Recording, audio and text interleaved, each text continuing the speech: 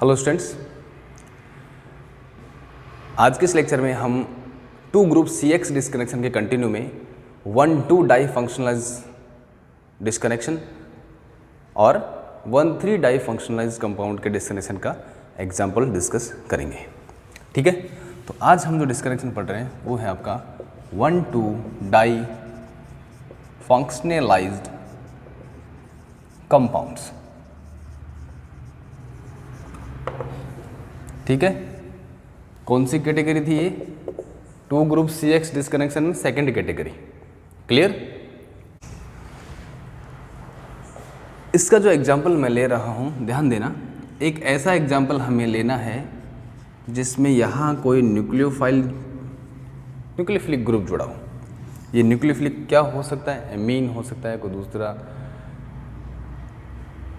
कोई भी electron donate करने वाला इलेक्ट्रॉन रिच स्पीसीज या एटम जो डायरेक्ट अटैक करके ये कंपाउंड बना सके। ये टारगेट मॉलिक्यूल मैं मान रहा हूँ यहाँ पर, इसका जो डिस्कनेक्ट करेंगे। अब ध्यान देना, इन दोनों फंक्शनल ग्रुप के एक दूसरे के रेस्पेक्ट में अगर पोजीशन देखें तो ध्यान देना, इस OH को फंक्शनल ग्रुप को नंबरिंग नहीं देनी, कार्बन को देनी 1 2। तो ये 1 से जुड़ा है OH, 2 से जुड़ा है ये न्यूक्लियोफाइल। इस न्यूक्लियोफाइल की जगह अगर कोई आप कंपाउंड लेना चाहें तो यहाँ आप ले सकते हैं कि कोई एमीन जुड़ा है। ठीक है, R2N जोड़ दिया मैंने यहाँ, इसके पास लोन पेयर है, न्यूक्लियोफाइल का काम करेगा। तो एक दूसरे के इन दोनों फंक्शनल ग्रुप की एक दूसरे के रेस्पेक्ट में इनकी जो रिलेटिव डिस्टेंस है वो क्या हुई? 1 2। ठीक है, तो ये 1 2 आपकी रिलेटिव डिस्टेंस, यही तो पढ़ रहे हैं अपन, 1 2 डाई फंक्शनलाइज कंपाउंड। और उसमें कौन सा बॉन्ड डिस्कनेक्ट करना है? कार्बन हेटेरो वाला। तो यहाँ 1 2 डाई X आपको लिखना है। नाइट्रोजन वाला बॉन्ड हम यहाँ डिस्कनेक्ट कर रहे हैं, क्योंकि इसको डिस्कनेक्ट करेंगे तो इसको बनाना मुश्किल हो जाएगा। रिवर्स रिएक्शन आप जब देखोगे तो आपको समझ में आ जाएगा इसको तो बना ही नहीं सकते। तो ये वाला मेथड आपका एप्लीकेबल होगा। इसको डिस्कनेक्ट क्या है, एक सिंथोन ये बनेगा, दूसरा सिंथोन ये। तो आपके यहाँ बनने वाले दो सिंथोन जो होंगे R2N, ये क्या होगा? एमीन ही होगा, सिंथेटिक इक्विवेलेंट बना दिया। दूसरा आपका सिंथोन जो होगा, ध्यान देना, क्या यही बनेगा? यहाँ CH2 पर पॉजिटिव चार्ज आएगा, 2 कार्बन है, एक कार्बन पर CH2, दूसरा CH2 ये रहा। और इस पर हमने क्या बनाया? प्लस, और नाइट्रोजन पर नेगेटिव। बॉन्ड को ब्रेक किया तो एक पे प्लस और एक पर माइनस बनाते हैं। तो इस पर प्लस आ गया, इस पर माइनस आ गया, न्यूक्लियोफिलिक स्पीसीज होगी। हाइड्रोजन जोड़ दिया अपन ने, डायरेक्ट सिंथोन ना बनाकर क्या बनाया? Synthetic equivalent. मैं चाहता तो इसका डायरेक्ट सिंथेटिक इक्विवेलेंट बना सकता था। इसका सिंथेटिक इक्विवेलेंट मैंने टेबल में आपको बताया भी था, अब देखना इसका सिंथेटिक इक्विवेलेंट क्या बनाया था वहाँ पे। इसका सिंथेटिक इक्विवेलेंट अपन ने यहाँ ब्रैकेट में मैं शो कर रहा हूँ, ये। और इसको अपन ने क्या लिखा था? इपॉक्साइड। क्लियर? रिएक्शन पढ़ेंगे तो समझ में आ जाएगा। जब इपॉक्साइड की रिंग एमीन से रिएक्शन कराते, इस रिंग की रिएक्शन कराते, तो ये न्यूक्लियोफाइल जो होता है ये इस रिंग के कार्बन पर अटैक करेगा। दोनों में से किसी भी कार्बन पर अटैक कर दो, सेम कार्बन है तो रिंग टूट जाएगी। यहाँ क्या जुड़ा? R2N CH2 CH2 O minus किस में कन्वर्ट होगा? OH में। सेम वही कंपाउंड आपका जनरेट होगा। तो सिंथेसिस भी मैंने आपको बता दिया है। तो ये तो था आपका रेट्रोसिंथेटिक एनालिसिस। ठीक है, और इसमें आपको सिंथेसिस एक्सप्लेन करना है। तो आपको क्या करना है? रिंग इपॉक्साइड ले लिया आपने, किसका अटैक करा रहे हैं? न्यूक्लियोफाइल का। और न्यूक्लियोफाइल आपका क्या है? एमीन है। एमीन पे इस पे अटैक करा दिया, दोनों कार्बन सेम है, सिमेट्रिक इपॉक्साइड होगी। किसी पे भी अटैक करा दो, दोनों के दोनों हिंड्रेंस बराबर हैं। तो ये बॉन्ड तो टूट गया। यहाँ क्या जुड़ जाएगा? NR2H रिमूव हो जाएगा जो OH के साथ।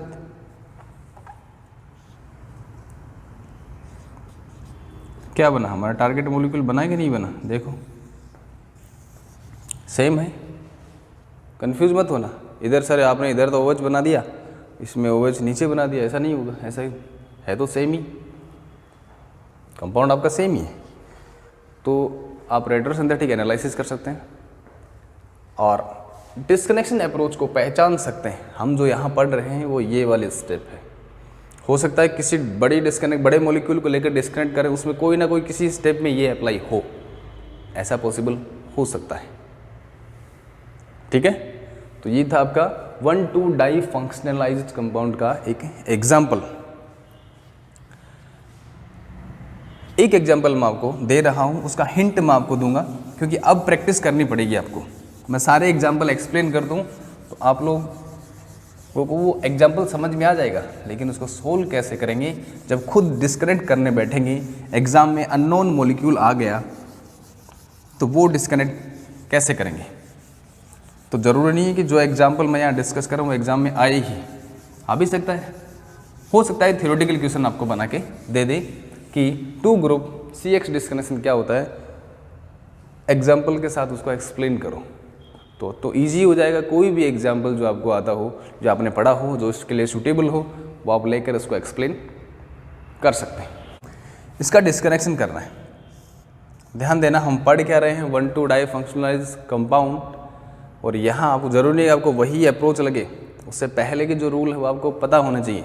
ये कौन सा फंक्शनल ग्रुप है, एस्टर। सबसे पहले इसको डिस्कनेक्ट करो, उससे कितने फंक्शनल ग्रुप जनरेट होंगे। यहाँ क्या लिख देंगे, एस्टरिफिकेशन, क्योंकि एस्टर बनाने का मेथड क्या कहलाता है, एस्टरिफिकेशन। इसको एस्टरीकरण कहते हैं। 2 सिंथेटिक इक्विवेलेंट क्या बन सकते हैं, एक तो बनेगा आपका ये, इस पर पॉजिटिव आ जाएगा, ठीक है, और दूसरा आपका बनेगा ये जिस पर नेगेटिव आ जाएगा, C2H5, ये नाइट्रोजन हो गया। ठीक है, इस बॉन्ड को हमने ब्रेक किया, इस O पर नेगेटिव और इस कार्बन पर पॉजिटिव, क्योंकि ये CO वाला ग्रुप जो है ये इलेक्ट्रोफिलिक नेचर का होता है, प्लस इस पर माइनस, इस पर प्लस आ गया, इस पर माइनस। अब ये रिएजेंट इस फॉर्म में तो मिलेगा नहीं, तो इस ग्रुप को हम कहाँ से ऑब्टेन कर सकते हैं, यहाँ कोई हेलोजन हो सकता है, उससे ले सकते हैं। और इसे कहाँ से ले सकते हैं, एल्कोहल से, बिल्कुल ले सकते हैं। ठीक है, इजीली अवेलेबल है। ठीक है, इसका फर्दर डिस्कनेक्ट अगर करें, अब ध्यान देना, ये वही मॉलिक्यूल हो गया जो अभी हमने 1,2 डाई फंक्शनलाइज कंपाउंड में पढ़ा था, सेम वही मॉलिक्यूल है। आपको कौन सा डिस्कनेक्शन करना है, 1,2 डाई X। ठीक है, यहाँ डाई मतलब डाई फंक्शनलाइज कंपाउंड का डिस्कनेक्शन कर रहे हैं और कार्बन हेटेरो एटम बॉन्ड तोड़ रहे हैं। वही इपोक्साइड बनेगा, एक सिंथेटिक इक्विवेलेंट आपका इपोक्साइड बनेगा और दूसरा आपका सेकेंडरी एमीन बनेगा, जिससे कितने इथाइल ग्रुप जुड़े हैं, 2। अब आपको इसका सिंथेसिस कर देना है। सिंथेसिस आप कर देंगे, इपोक्साइड रिंग पे इसका अटैक होगा, रिंग टूटेगी, ये बनेगा, इन दोनों के रिएक्शन कराएंगे, टारगेट मॉलिक्यूल बनेगा। अब हम 1,2 डाई फंक्शनलाइज्ड कंपाउंड के बाद 1,3 डाई फंक्शनलाइज्ड कंपाउंड का एग्जाम्पल डिस्कस करते हैं।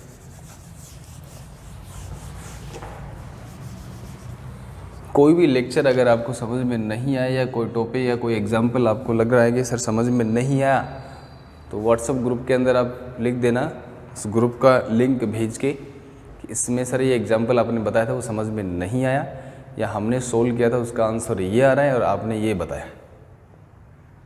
ठीक है, ग्रुप में कल मैंने कि आपको लास्ट लेक्चर के अंदर एक क्वेश्चन दिया था, उसका हिंट भी मैंने दे दिया था कि आपको उस मॉलिक्यूल को डिस्कनेक्ट करना है। हालांकि ये भी मैं दे रहा था आपको, लेकिन लास्ट में मैंने इसको डिस्कनेक्ट कर दिया, आपको उसका सिंथेसिस भी करना है। आप जितनी प्रैक्टिस करोगे डिस्कनेक्शन में आपको उतना ही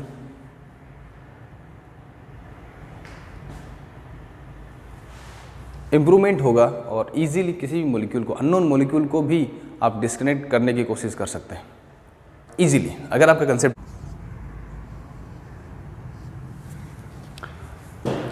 ठीक है, अब हम 1,3 डाई फंक्शनलाइज्ड कंपाउंड का एक एग्जांपल ले रहे हैं और इस एग्जांपल में आपको पहचानना है कि 1,3 डाई फंक्शनलाइज्ड कंपाउंड है भी या नहीं, या उससे पहले अगर कोई और डिस्कनेक्शन का पार्ट इसमें आ रहा है तो पहले उसको डिस्कनेक्ट करते हैं। तो आपको यहाँ पर एक अजीब सा ग्रुप दिख रहा होगा कि ये क्या है। घबराने की ज़रूरत नहीं है, ये कीटेल है। यहाँ H आ रहा है तो एसिटेल हो गया, क्योंकि एल्डिहाइड से ही इसको बनाया गया होगा। अगर यहाँ R होता तो कीटेल होता। कैसे? इस मॉलिक्यूल को मैं चेंज कर रहा हूँ सिर्फ समझाने के पर्पज से कि ये क्या है, कौन सा ग्रुप है। यहाँ अगर ये CH2 है, अगर मैं इस बॉन्ड को यहाँ से तोड़ दूँ तो क्या आ जाएगा यहाँ CH3 मेथॉक्सी ग्रुप दिख रहा है कि नहीं दिख रहा? OCH3 समझ में आया? तो इस कार्बन से दो मेथॉक्सी ग्रुप जुड़े हुए हैं। इससे पहले 1,1 डाई फंक्शनलाइज वाला अपन ने पढ़ा था अपन ने। यहाँ दो अलग अलग एल्काइल ग्रुप थे, लेकिन इस एग्जाम्पल में जो एल्काइल ग्रुप लिए गए हैं वो दोनों कैसे हैं आपके? एक साथ जुड़े हुए हैं। तो इसे एल्कोक्सी तो कहा जाएगा, OCH2 H आ रहा है तो एसिटिल हो गया। यहाँ कोई R ग्रुप, कोई मिथाइल होता तो कीटिल होता। तो पहले आपको कौन सा ग्रुप दिख रहा है? 1,1 वाला। तो यहाँ 1,1 डाई X डिस्कनेक्शन में अप्लाई करते हैं। दो एल्कोहल बन रहे थे मिथेनॉल, यहाँ दोनों एल्कोहल एक ही पार्ट है, ग्लाइकोल बन जाएगा OH और ये C डबल बॉन्ड O में कन्वर्ट होगा। तो आपका डिस्कनेक्ट करने के बाद में जो सिंथेटिक इक्विवेलेंट बना वो आपका एक तो ये बना, दूसरा आपका ग्लाइकोल बना। ये दो सिंथेटिक इक्विवेलेंट, इन दोनों की जब रिएक्शन कराते हैं ये बनता है। प्रोटेक्टिंग ग्रुप का मैं एक टॉपिक यहीं बता रहा हूँ। जब एल्कोहल का, कार्बोनिल कंपाउंड का, एमीन का जब प्रोटेक्शन पढ़ेंगे तो किसी न किसी फंक्शनल ग्रुप को प्रोटेक्ट करने के लिए कोई ना कोई ग्रुप का यूज किया जाता है, वो प्रोटेक्टिंग ग्रुप्स कहलाते हैं। ये एल्कोहल इस एल्डिहाइड को प्रोटेक्ट किए हुए है इस एग्जाम्पल में। और जब हमें वापस एल्डिहाइड चाहिए तो इसको यहाँ से रिमूव कर देंगे, हाइड्रोलाइसिस कर दिया तो वापस हमें क्या जनरेट मिल गया? एल्डिहाइड वापस से जनरेट हो जाता है। तो एसिटिल और कीटिल जो हैं ये कार्बोनिल कंपाउंड के प्रोटेक्शन के काम आते हैं। ठीक है, तो आगे पढ़ेंगे हम वापस से। अब देखना, इस मॉलिक्यूल को फर्दर हम आगे डिस्कनेक्ट कर सकते हैं क्या? इसमें अगर देखें तो दो ग्रुप जुड़े हुए, यहाँ ब्रोमीन को कोई ग्रुप मान के अपन डिस्कनेक्ट कर रहे हैं। तो देखना, एक कार्बन ये हो गया कार्बन, दूसरा कार्बन ये, तीसरा, 3 फंक्शनल ग्रुप का कार्बन एटम अगर है तो काउंट करना है। एल्कोहल में फंक्शनल ग्रुप में कार्बन नहीं आता, OH आता है, इसलिए OH जिस कार्बन से जुड़ा उसको अपन नंबर दिया था। यहाँ एल्डिहाइड का कार्बन है तो 1 2 3, तो ये क्या हुआ 1,3 डाई X। इस बॉन्ड को हमने यहाँ से क्या कर दिया? डिस्कनेक्ट कर दिया।